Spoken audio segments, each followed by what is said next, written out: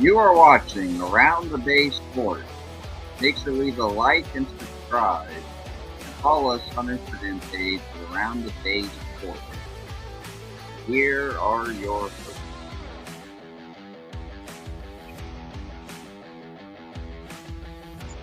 I'm Jack. I'm Drew. I'm Amon, and this is Around.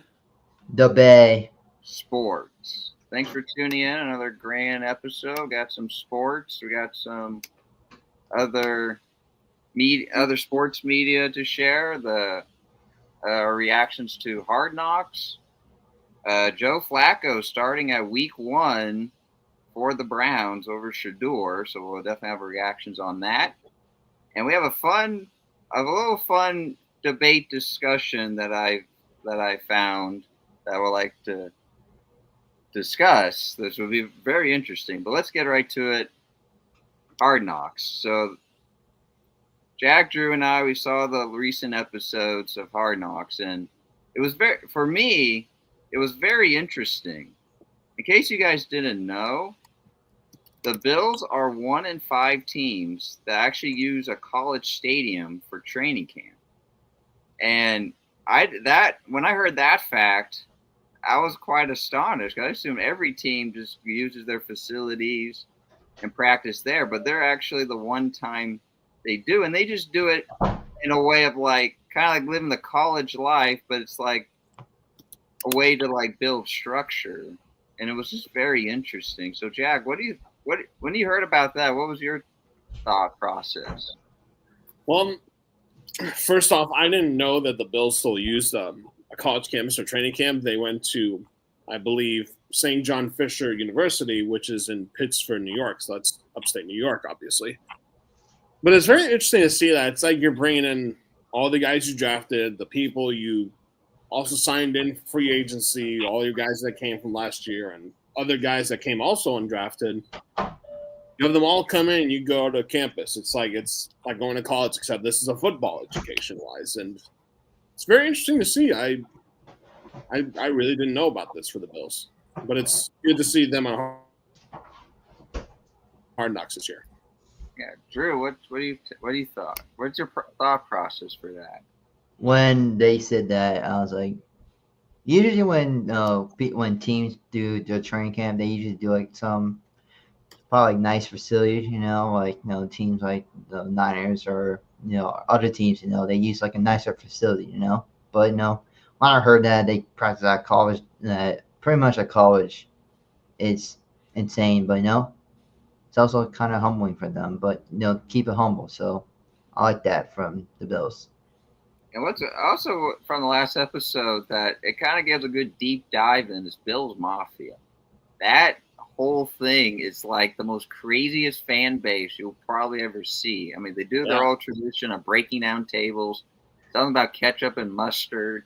I mean, I heard when I was watching Hard Knocks, I saw there was also this one clip of there is this guy who's like his whole house is in Bills in a Bills painting, and then his next door neighbor just so happens to be a Jets fan. So, that really can be a pleasant neighbor to have. But all he put up was like a Jets flag. I'm just like, he's just going basic. This dude decided to paint the whole house. Like, imagine you guys painting. Like you guys just paint your house Niners. Just put Niners. Some of them are also like dedicated. Some of them have like tattoos on them, which is insane. Yeah, there was like a clip. I couldn't really. It was quite of a quick scene, but it was like their shirt. Like, so one was wearing like the shirt, and it was just like it was. When I read it, I'm just like, damn. They're extremely. They're honestly to me, I think they're one of the best fan bases because they're very committed to the team, but they also donate a lot of money to charities. Mm-hmm. Yeah. Especially when people are injured, opponent players are injured. Yeah, like so you mentioned about injuries. The most like it was pretty deep. Like I felt not like my heart ached, but I felt like, whoa, they actually are going to do this. And they did a clip for Damar Hamlin. And in case you guys didn't know, it's been about like 2 or 3 years now with a Monday night game against the Bengals.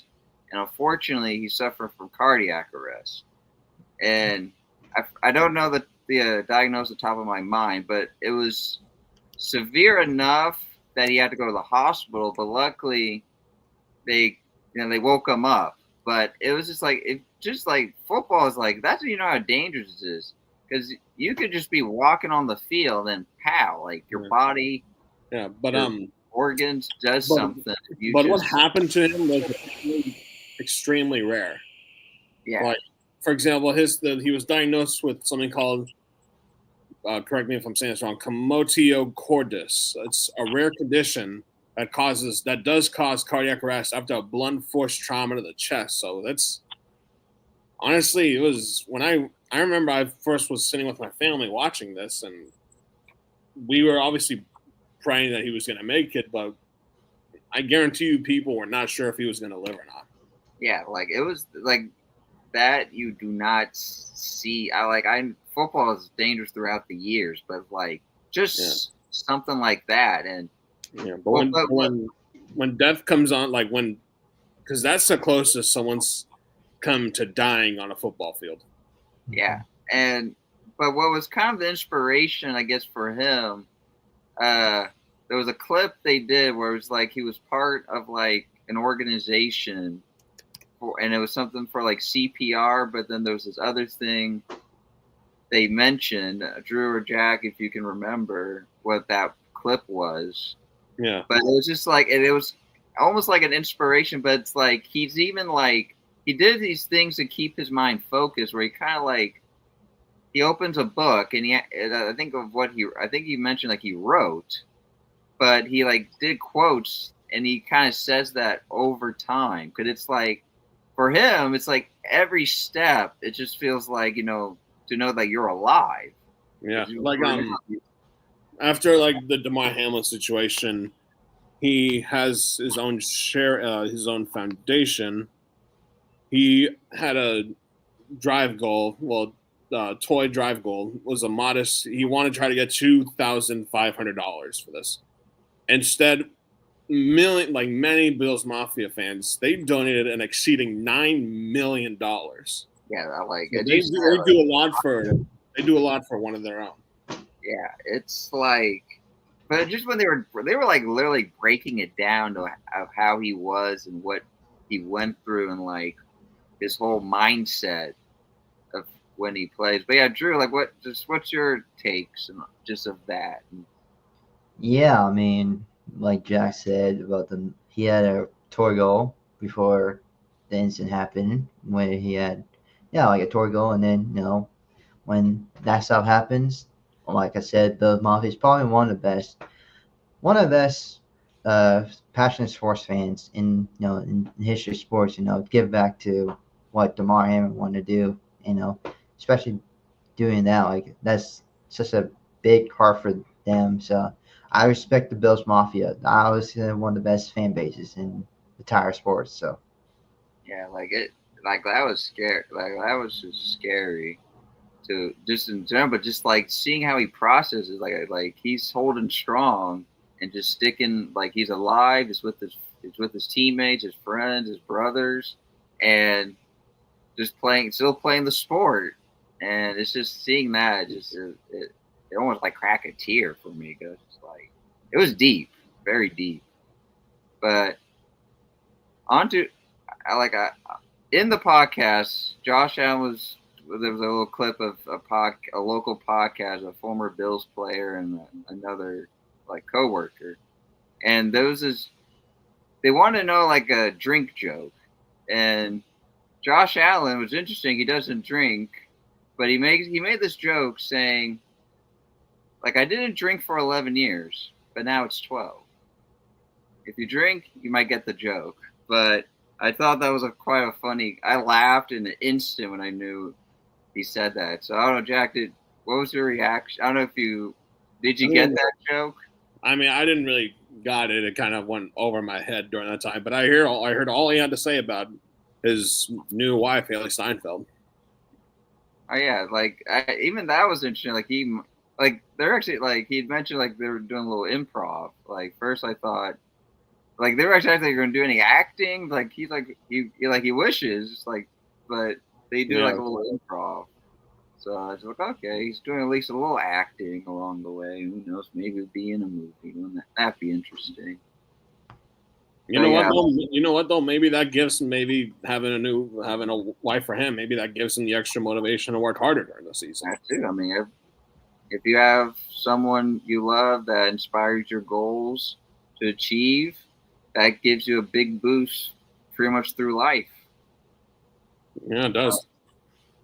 But let's get on to our next topic. Forgot to mention. So the Raiders and the Niners game was quite exciting, and for Jack, in case you guys didn't know, he was pretty hard on Jake Moody. But Jake Moody ended in a bang. He kicked. Yeah, it did. It really did. 59-yarder. That was the preseason, but it's just like seeing that. It's like, okay, it's like, okay, why don't you do that during the regular season? Yeah, but and then, honestly, can I say what I have to say about this game? So I got a lot to say about this.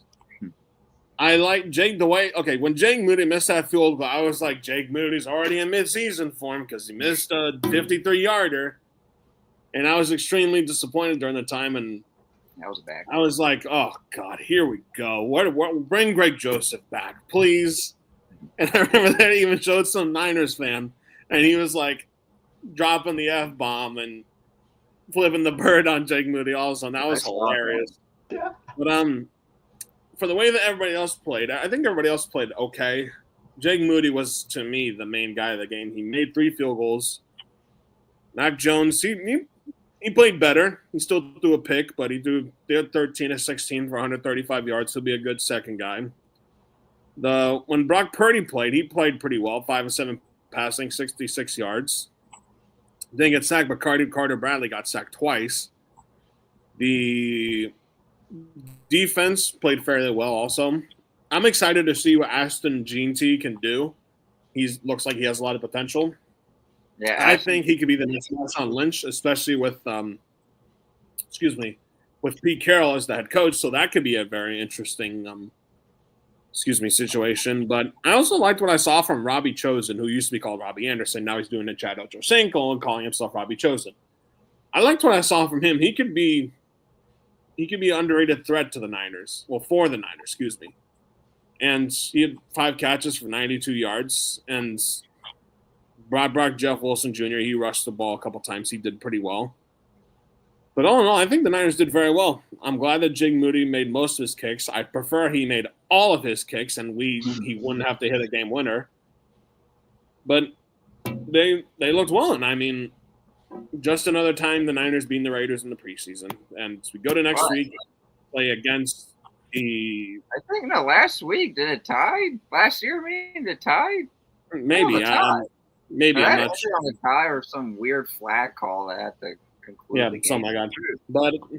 But next week's the last week of preseason. They play against the Chargers. So we'll see how that goes. And we can just hope for the best from there. Jim Harbaugh returned to the Bay for the first time. Drew, what do you like about your Niners? Well, I mean, Jack just said it all for me. I mean, Jake Moody, I didn't expect him to. He went 5 for 6 overall, kicking wise. He kicked the last 2 in like a minute span, which is kind of crazy. That happened the last minute of the game, actually. So, kind of crazy that he kicked a 59.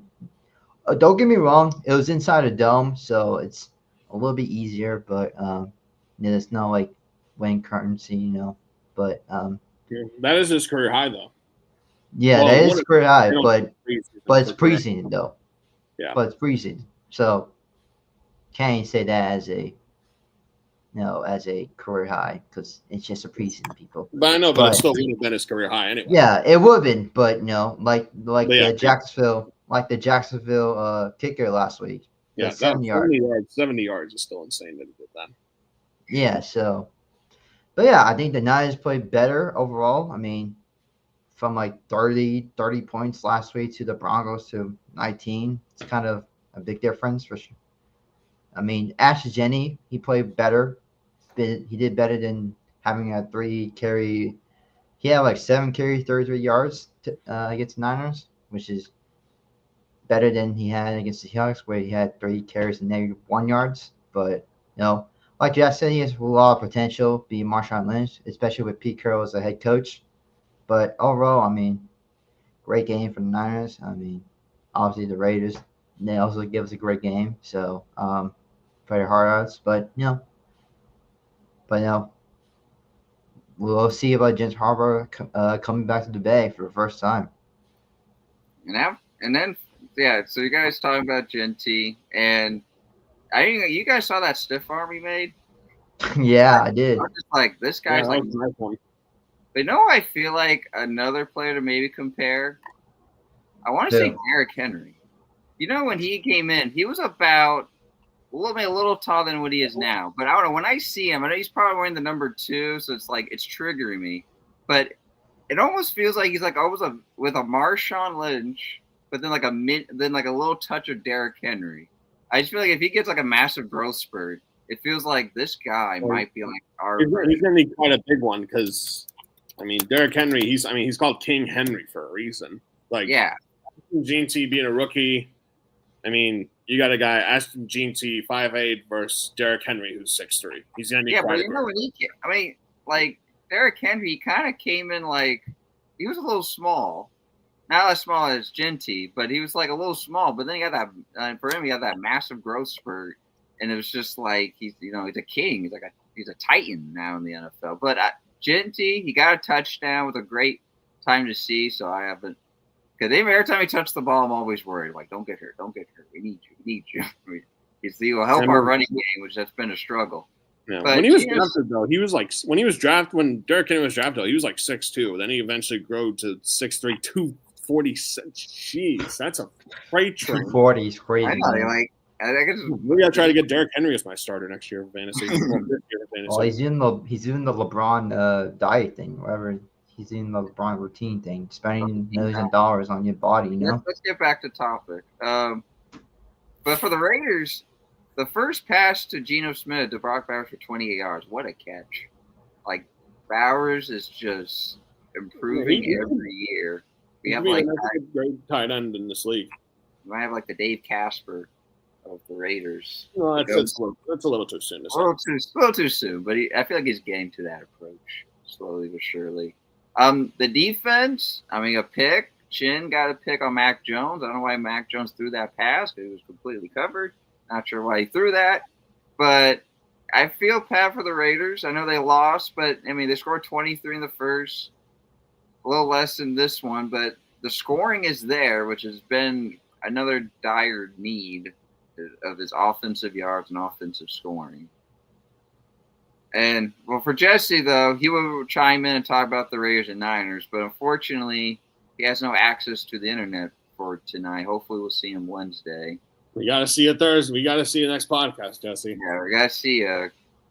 People don't want to see our 3 faces all the time. They want the squad in. They want the zaddy Jesse, like Nick was. Yeah. But yeah, lay down your comments if people are watching. If you're a hater of the Niners or hater of the Raiders, both what your take, what your own mind says about the game. But as we move on, we got our first starting quarterback for Week 1. The Browns made a decision. Is it Shador? No. Is it Gabriel? No. Is it all the other 6 quarterbacks they picked up? No. It's Joe Flacco. And Joe Flacco, yes, took the team to the playoffs, like Browns in the playoffs. You don't see that too much. So I guess they feel like just seeing that, they just maybe just keep it going. Is it a good move, smart move? Sure. But Jack, take it away of just Shador. I guess I know he got hurt, but you figure we thought he may get the starting role. Yeah, when he got hurt, I knew they were gonna not play him that week because I mentioned that while you guys, but I don't really think this is a good idea. I think you should still use this as an experiment year. For some reason, the coach said that. Well, actually, I heard people like Dan Orlovsky and some others say that they liked Dylan Gabriel's performance when Dylan Gabriel, when they dueled off against each other. I believe, I don't know if it's the same game, different game. Dylan Gabriel not only threw an interception, it was a pick six. And he also fumbled the ball too. But Shedeur Sanders, he passed 2 touchdowns. And you're going to say that Dylan Gabriel played better? I want to know what you're drinking this morning. I don't know what it is, but you might need to get something new, like some nice water, or some soda, or whatever you got. But yeah, ESPN. I personally, I mean, I would probably start Joe Flacco, but honestly, I don't really like the move. I think Shedeur Sanders deserves it more. Maybe he needs a little bit more time to recover. Maybe that's why. Maybe I'm just in denial for saying that. But Shedeur Sanders proved himself in training camp. He was the best performer in training camp. He was the best performer so far for the Browns in the preseason. I don't know what his status will be for next game. If he's all good, then he's likely going to play. It'll be between him and Dylan Gabriel. But all in all, you're going to start a 40-year-old man who's probably on his last limb. No disrespect to Joe Flacco, but I would start Shedeur. It brings more of an attitude, and it brings starting Shedeur Sanders. It's like, do you prefer the veterans? It's like bringing like a hotshot rookie, and he's going to start for the first time, and the entire crowd is going to be behind him, and that's what the Browns would be doing for Shedeur Sanders if he was playing. Now the Browns just get to be excited that football's back, and they got an old ass quarterback. Yeah, like Flacco, it's like almost 30 something, late 30s. He's 40. 40, so him and Rodgers are like the remaining with Stafford, but like for the 40 category. But yeah, it's like you either want to think you want to approach the veteran route, or you want just go for the test and go for the hot shot. Starting a 40-year-old man just sounds desperate. You know what I mean? I mean, the Steelers starting Aaron. This game doesn't get any younger. This game doesn't get any older. It gets younger. More youth are coming in to take over the league. Juan Jones commenting, old guys rule is for dads, not quarterbacks. But Drew, what's your take? The breaking news. Obviously, I mean, we didn't see Joe Flacco in the preseason, so we don't. I mean, how we can tell if Joe Flacco's the starting QB if we didn't see him in the preseason game, or even. I mean, no, we did see him in training camp, but like Jack said, Jair actually proved himself. Like he actually proved a lot of people wrong. He can hang in the game. And like he also mentioned, Jack also mentioned Dylan Gabriel. He threw a pick six. Like. Shedeur didn't throw in an interception during his debut game, and he threw 2 touchdowns, which is insane. But I don't know. I guess if Joe Fox is starting, I get it. He brought you guys to the playoffs, but like also you have Shedeur Sanders. He brings a lot of fans. Brings the audience, a really good audience behind him, just because his name. But yeah, I mean, this is weird. He's starting pretty much a guy who's probably going to be retired next year or so. So it's kind of weird to say that. I mean, probably I just wonder if this was their plan in general. That's why we didn't see Flacco. Like they were going to stick with Flacco, but then they want to see Shedeur and all the others. Yeah. It's like and the thing is, sorry, go ahead. It's like kind of like what the Bills are doing. That we saw some clips in Hard Knocks. They're having this QB2 debate: Trubisky, White, and another player that had some NFL experience. Yeah. So it's what I liked from Hard Knocks is I like to see Frank Gore Jr. stepping up, and he played very well in that Bears-Bills game, even though the Bills got slaughtered in that game, 38-0. Yeah, that was bad. And another thing about Joe Flacco is ever since 2020, he has not had a good record. He was 0 for 4 with the Jets. He was 0 for 1 with the Jets again in 2021. 2022, he was 1-3 record with the Jets. 2023, he had a good 4-1 record, and then 2024 last season, he had a 2-4 record. So in total, that's excuse me. It's 13 losses and only 7 wins. So he's 7-13 since 2020. I think you need to restart and go with someone younger and that has a promising future and not wasted in Cleveland.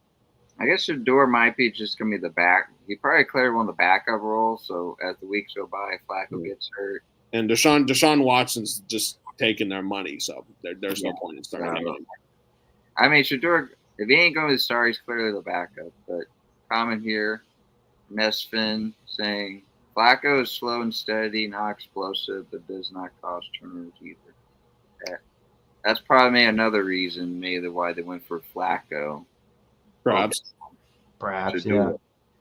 But speaking of not like hot shots, but at least rookie QB names, Denzel Ward got in a little scuffle with the Titans. They're like captain defense, Justin Simons, and Simmons. The story is that Ward threw a good touchdown, and he was trying to do his key celebration, and Simons was literally in front of him, and Simons neglected and pretty much pushed him, shoved him with two hands on his face mask, and they just went at it. I mean, things broke up quick, but speaking of like players, young quarterbacks to help franchises, that's not a good start. Yeah. Honestly, hearing all this, it's not good. It doesn't look good for the Titans. It doesn't look good for Cam Ward. And it looks, honestly, I think this looks worse for Jeffrey Simmons more than anyone else in this article. Because it was during a 96-degree day practice in Nashville, Tennessee. And between those two, he threw a touchdown to Calvin Ridley, who's pretty good. He's a good veteran. But then he stopped to do his trademark celebration called Zombieland. I don't know how it goes or anything like that. But then Simmons used both of his hands and pushed Jason Ward in the face mask. And the entire O-line ran to his defense. So that shows even if you're a rookie, they'll still protect you, which is what the O-line is supposed to do no matter who the quarterback is. Mm-hmm. And Dan Moore Jr. said absolutely not for not tolerating that. And they were separated. Ward came on the field after that. Simmons was pulled off to the side. I think he was benched for the rest of the practice or something. And 2 plays later, the practice ended. And you know what the Titans coach, Brian Callahan, did? He made the whole team run after practice. Oh, look at that. It is inexcusable to get into a fight with your team. Like, I think that's being part of any team, that is the worst thing you could do. It's like the same thing being in a relationship. Getting into fights is one of the dumbest things you can do, and it's extremely pointless. And you just got to use your head and be smart. And as a veteran, you are trying to be a leader, not only for others, but you're trying to be a leader for your quarterback as well. Because even defensive guys can help offensive guys too. Well, on the sideline, just to talk to them and tell them to keep their head up and keep them encouraged and all that stuff. But this is not a good look for Jeffrey Simmons. I don't think he's going to be suspended, but I assumed he was ridiculed after all this. Yeah, when you said about the laugh thing, it just made me thought of what LaFleur did when there was a little scuffle with his team and they ran a lap. So that's starting to become a little trend now. But Drew, what's your take of just what's the signs for just seeing that for this team? Bro, we kind of talked about last episode with the rookie from Bengals trying to go underneath the skin of Joe Burrow, kind of that situation where, things can get the rookie's trying to prove himself, but yes, I get it, it's practice, but same time you don't want to, like Jack said, cause a fight, that's the worst thing ever to happen, especially, not just sports, but anything else, but just, I don't know, it's bad for you, bad for the team overall. I mean, it's not a good sign for the team, if you guys want to be in the playoffs, stuff like that, you can't do that. Yeah, it's just a bad sign, and it's just in general, like Jack's mentioning, it's like fighting with your own teams. It's taking down chemistry. Sure, hopefully they'll talk, Yeah, If it was a hard knock, if friendly it was a fire. hard knock on the Titans, we might have at least got a clip of them talking it out. But yeah, it's a bad sign, and might affect the season. Maybe not. Maybe a little too soon to say bad, but it's just if you don't get coordinated with if a rookie, if any QB can't coordinate with everyone, then it's just like. Yeah, I mean, all you can really do is just say sorry, shake hands, or hug it out or whatever, and just move on from the situation and keep moving forward. Well, on to our next subject. We have a little NFL signing. The Dolphins getting some pass rushing help as Matthew Judon, another player who maybe we thought would retire, but fortunately not. He did sign with the Dolphins. So I feel like, Judon, great pass rusher, great linebacker. And I feel like it's a smart. I think for the Dolphins, it's at least another little upgrade for their defense. Not sure if he's going to play full snaps, half snaps, like how Commanders will do with Von Miller, but I feel like that's a good signing. Drew, what do you think? Yeah, I think it's very good signings for them. The defense has been questionable the last few years, so good for them. But yeah, it's good for them. So hopefully the defense can be pretty good this year. But who knows how their season can start? Jack, what's your quick take? Well, I think it's a good veteran addition to help out their pass rush. This is, to me, a very solid signing. They signed, I believe, it was a 1 year, $6 million contract. Mm-hmm. And the Dolphins could use some help defensively. Their guys are either not great or washed, in my honest opinion. But it's a good addition, but I don't think it's going to save their defense. But there's always room for one more, and there's always help is more needed for the Dolphins. And the Dolphins, if they don't really have a good year and Tua gets another concussion and Tyreek Hill has his struggles, Tyreek Hill might request a trade. We'll see where that goes. Who's going to take him? But now I'm going to a fun topic. So I saw a clip from a sports podcast, and someone had this great. I feel like a question that had for their segment had a good debate on, and it came not a little scuffle, but it was a pretty good debate, and it got my interest. Guys, do you think you guys been Niner fans practically for your whole life? And for the people watching, if you guys been Niner fans all life, George Kittle is practically going to be there until he retires.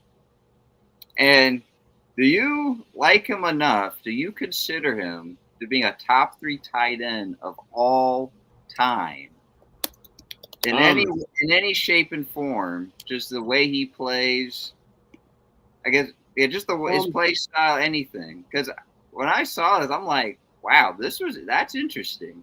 Because George Kittle's a good tight end. I mean, you could top him with Kels, but then you got all these other legends that have been in the game. Gronk, Tony Gonzalez, Antonio Gates, who just retired, or now in the Hall of Fame. And it was just like, I don't know. Like, it was for me, it's just like, wow, that was bold. But and I just thought, what are your guys' takes? You guys been Niner fans for your life? Do you like Kittle enough to be to that type of level?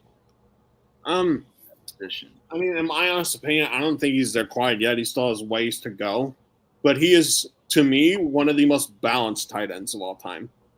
Like, there's some tight ends that can either really block really well and receive okay, or receive very well and block okay, or not block at all. Like, Kelsey doesn't really block, and he's not good at it either. Tony Gonzalez did a little bit of a mix of that. Rob Gronkowski was mainly just catch and run. And same with Antonio Gates. George Kittle can block very well, and he can also receive very well. I would say he's the greatest Niners tight end of all time, obviously passing Vernon Davis and also to the great, may he rest in peace, Dwight Clark also. But I wouldn't say top 3 of all time. You got the arguments for Tony Gonzalez, who's, to me, the greatest, Rob Gronkowski, and Kelsey. And Gates is outside. Then you got other guys I didn't see this guy play, but you got other guys like Kellen Winslow, Ozzie Newsome, Mike Ditka, and even Shannon Sharp was great too. People forget about him, but I think when his career is all said and done, I think he will be definitely in the top 5 guaranteed. Yeah, like I agree with that top 5, but I just like top 3. I'm like, dang. Now, top 3 is a bit much. Yeah, Drew. I mean, I know you probably have the same agreement with Jack, but what's your take to want to say? I mean, George Kittle, like Jack said, I feel like he's the most balanced tight end in terms of blocking and catching, but I don't think he's top 3 because as a Niner fan, I don't usually like glaze like my team that bad, but I don't think he's top 3. But like Jack said, he's still got more work to do. But I think by the time he retires from the game, I think he'll be a top 5 for sure, with the Kelseys, the Tony Gonzalez, Antonio Gates, a bunch of names I can nail for right now. Even Shannon Sharp, he's pretty great too. People don't forget about him, but I think he's top. I think he'll be top 5 by the time he retires. But top 3 is a little too much, to be honest. Do you guys think it's just maybe not out of the play styles, just because of the rings, the trophies?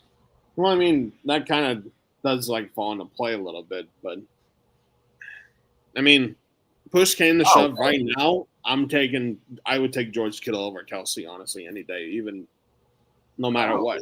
George Kittle's been playing better recently than Kelsey has.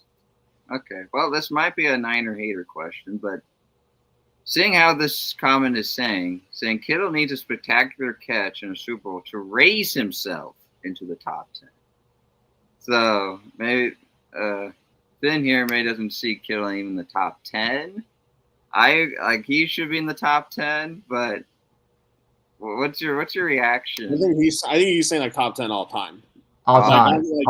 Honestly, all anybody time. that watches the NFL knows that George Kittle is like probably the best tight end in football right now, because it's between him, Kelsey, maybe Brock Bowers could be in that conversation, because fantasy football early rankings have early rankings as him being like the 3rd best tight end in the NFL. But I mean, a spectacular catch, it would get him recognized in the top 10, but I mean, it's going to take more than one catch. Honestly, I think he needs like a big game in the playoffs. Needs to be a key reason why they win. And I think the important thing is he needs to get a ring. Yeah, it's like, even though when I saw those Niner chances, it's like, to know they could at least got 1, maybe 2, but at least got 1. Every chance to get 2. Every chance. And I was even there after my appendix surgery. I could have seen the second one, and they blew it. Yeah, it was a sad sight for Niners, but for everyone that doesn't like them, to get beat, I guess. Even if you like the Chiefs too, but if you're a Raider fan or just a Niner hater, maybe it was a way of celebrating. And I'm hearing rumors that Taylor Swift might sing in the upcoming Super Bowl. Oh, okay. That might be troubling news, because you know what that could potentially mean. It could. I don't know, but it could.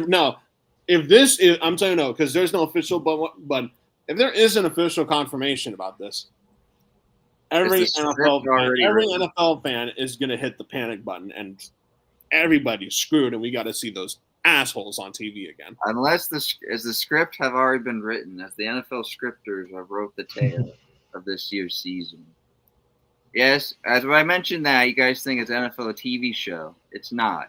But if you watch the game, you can kind of have a feel that certain things are happening for a reason. Yeah, recently for the past few years, it hasn't been entertainment. It's been a tragedy. Yeah. But it's just like for the NFL, it almost feels like they have little scripts writers in the background trying to write the playoffs. Not for the regular season, but maybe for the playoffs. So who knows? Hearing that, could it be once again round 3 between the Bay and the South? But yeah, that's all we have for you folks. Thanks for short episode, but we'll hopefully add more topics, more details. But the NFL season is upon us. So as soon as that kicks off, we'll definitely get hooked up with all happening about the Raiders, the Niners, the Packers, or anything big. May break down rookies and so on, etc. But thanks for tuning in. Hope to see you next time this Wednesday. Jesse will hopefully be back, and the squad will form and give you another great episode. Thanks for tuning in, Jack. Drew, anything else? Congrats. All I really gotta say is thanks everybody for tuning in. Please like and subscribe to our YouTube channel. Follow our Instagram. We'll be keeping you updated throughout any sports news. Otherwise, have a good night, folks. Drew, anything else? Thanks for watching on a special, great Monday night. Like Jack said, make sure you like and subscribe on YouTube. Make sure you follow on Instagram. Stay tuned on our Instagram if we post more sports stuff. And overall, see you all on Wednesday. Hopefully, Jess will be back on Wednesday so you can see 4 of us again. But yeah, see you all on Wednesday.